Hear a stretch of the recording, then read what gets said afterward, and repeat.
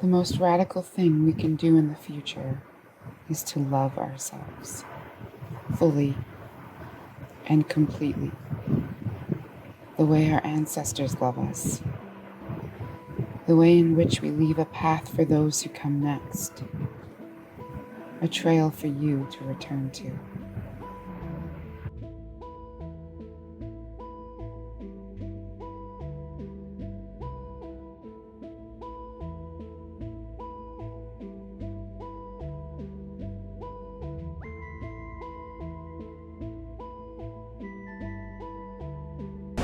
Ani Yolanda Indigenous Kijiba Mainga Nindigo Jibwe Mang Makwanindodem Fort William First Nation in Donjaba Dagarondoninda.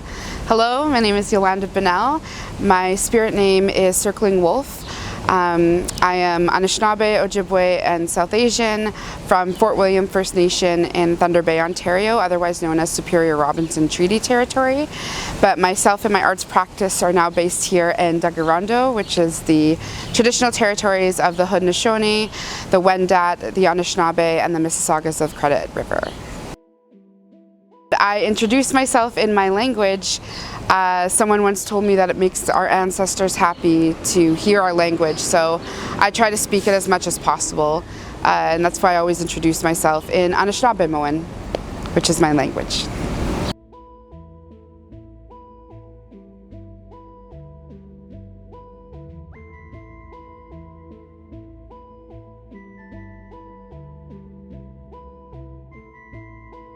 Really focused on Indigenous women, our youth, Two-Spirit folks, you know, bringing voice to people who often don't get a platform to showcase their voices or their stories.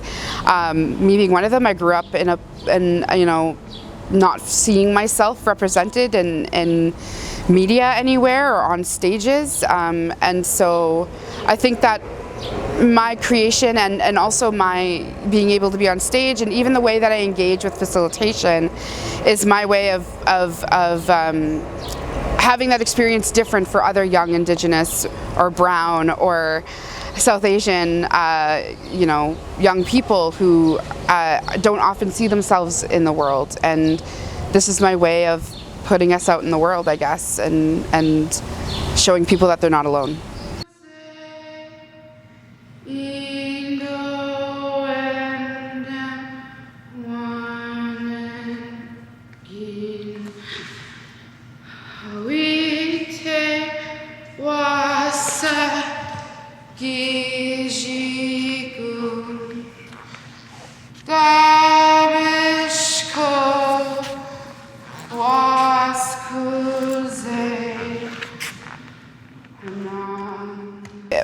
A lot of the performance that I did as a child was escapism. I really wanted to lose myself in pretend scenarios a lot of the time.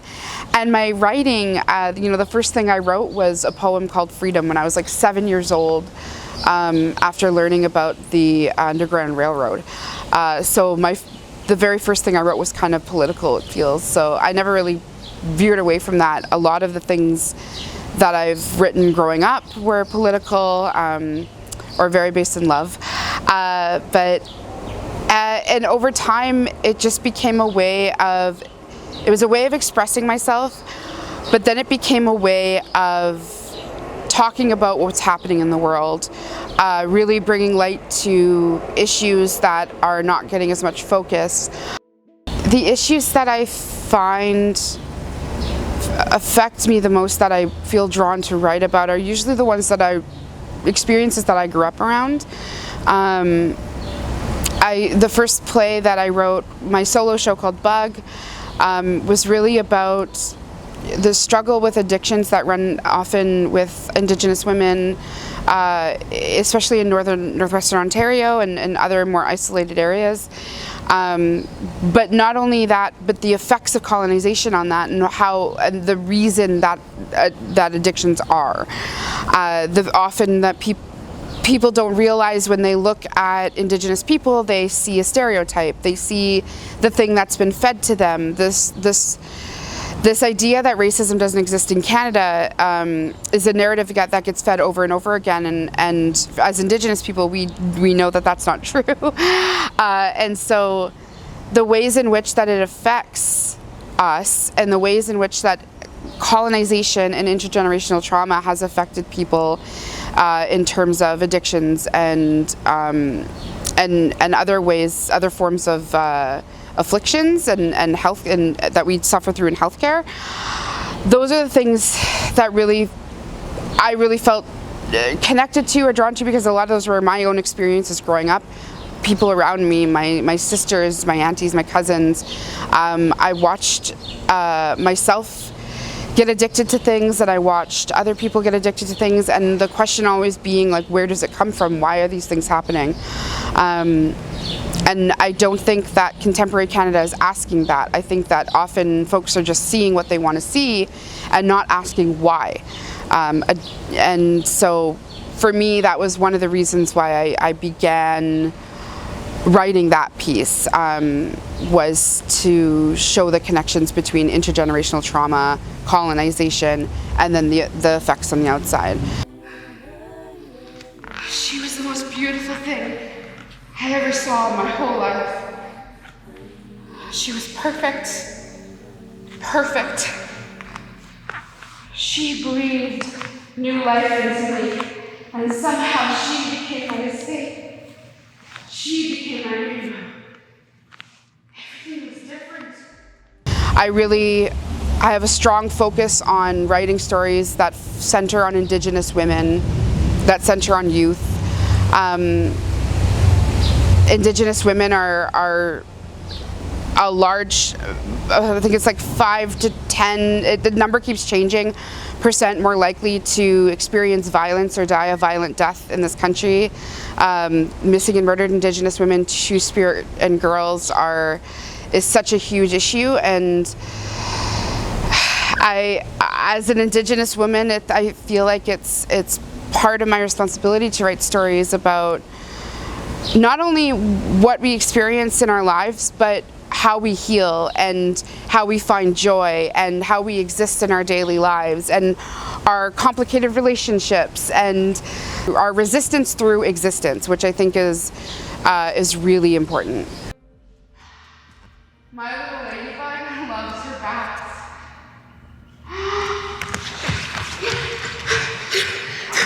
Blue, the color of frost on a foxglove and the tint on your skin. I scooped you up, your wet, wet body.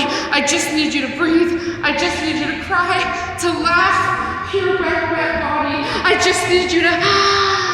You coughed up liquid at what felt like an insect trying to crawl back in your mouth. Your throat, blue, the color of your lips, those small lips quivering and cold. I wrapped you like the baby Jesus, trying to bring your skin back to life, back to the sun, earth color that it is, trying to warm and warm and warm and... Bug was a solo show that I began in theater school, and really it's about a young girl who gets taken away from her mother at a young age and put into the foster care system, which is really today's residential schools. And so she gets cycled through the in-care system, and we see her kind of struggle with her addictions, and then we see her mother also struggling with her substance abuse, and then the girl has a daughter, and so it's just about these generational circles and how we break them, and how we work with our ancestors to break those cycles. So really it's about healing and the cycles of addiction caused by intergenerational trauma. I thought about my mother and how she let them take me.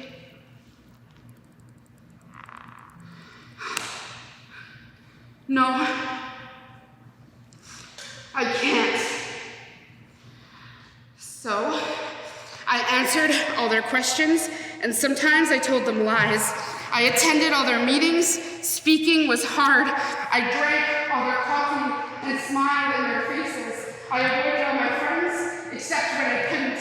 I had to go on welfare and to try to get a job, but no one wants to hire a Native woman. Clinic after spiral after clinic after spiral after clinic after spiral, I sank and rose, I ebbed and flowed. I danced a battle. I presented myself. Nice hair, nice clothes, nice handshake, nice goals. I danced on the line of recovery, and the moves were just enough to get her back in my arms again. My little ladybug. This time it's just us. And then there's also a character called Manadunes, who is the physical manifestation of intergenerational trauma and addiction, who sort of like hunts them throughout the piece. So Bug was, I started writing it in like 2014. When I graduated, it got put into a festival, and then it kind of like went through a cycle and a circuit. We toured it. It was nominated for 4 Dora Awards, and then recently the published version was nominated for, shortlisted for a Governor General's Literary Award in the drama category, which was a deep, deep honor. Here. They've been here the whole time.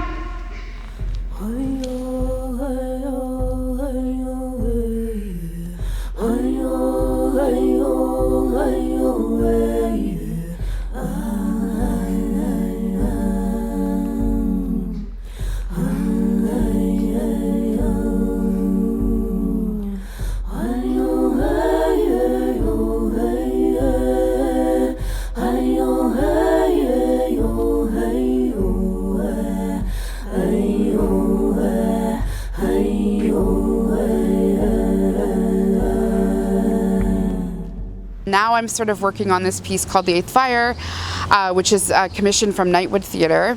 And I'm really excited about this because it traces the Anishinaabe migration as well, which is the Seven Fires prophecy. So there was a prophecy that was given to the Anishinaabe people when about over 500 years ago, when the Anishinaabe were on the East Coast. So we actually began where modern day New Brunswick is, in that area. And so it's a 500-year migration that traced the Anishinaabe moving through and then having offshoots, so like different nations and tribes. So told the Anishinaabe nation that they needed to leave the East Coast and travel west because a light-skinned race was coming and they would be destroyed if they did not move.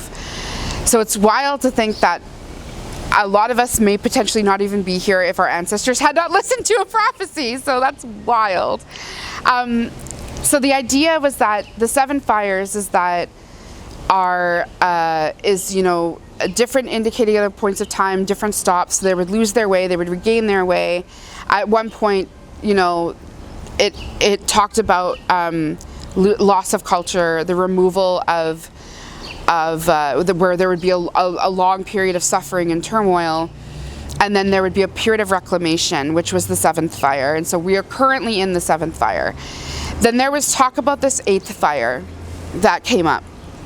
And the Eighth Fire is the idea of hope and togetherness, and that if the light-skinned race chooses the right road, then we will have a period of peace and togetherness, and they call it brotherhood. The condor and the eagle will fly together, which is the connection of the South and the North. And so I want to imagine what it would be like if that Eighth Fire was lit. I'm really tired of this like dystopian future idea, this apocalyptic idea, because the truth is Indigenous people on Turtle Island are living in the remnants of an apocalypse right now. This is our dystopia.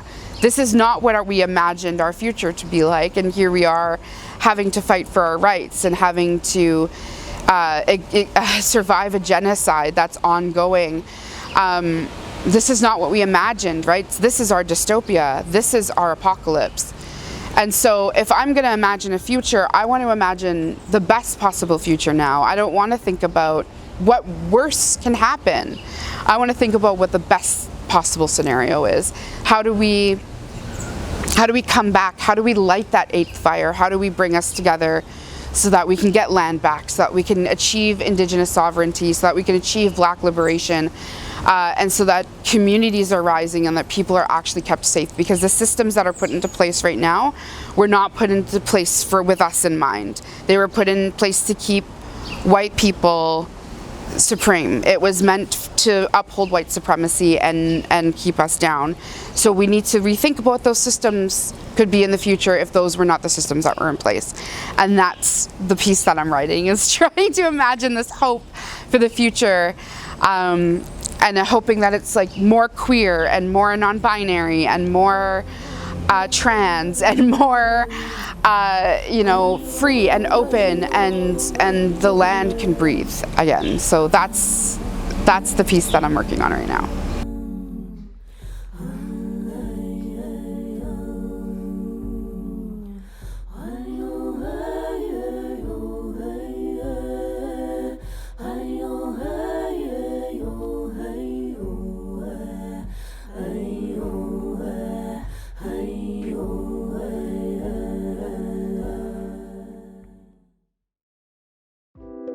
Please do not forget to like, comment, and share to our channel. Follow us on all our social media platforms. And for more information, please check out our website.